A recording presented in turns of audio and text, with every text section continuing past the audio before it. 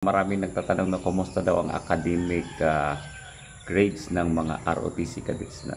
No? Ngayon, gusto kong i-congratulate ng ating mga licensed professional teachers na bagong-bago lang pumasa sa kanilang LPT. Okay? Nandyan si former Cadet Officer Harold Dabon.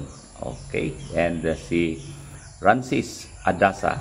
Okay? Ito yung mga former mga Cadet Officers ko, mga snappy. No? At hindi nila pinapabayaan ng kanilang academic. At marami pang iba na mga cum laude pa sila. Okay?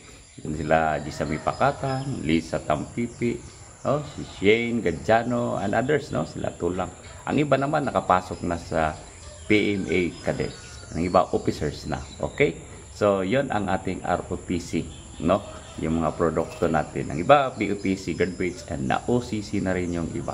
Okay, so graduate sa ating ROTC and sa Reserve Force at Langkawal ng Pilipinas.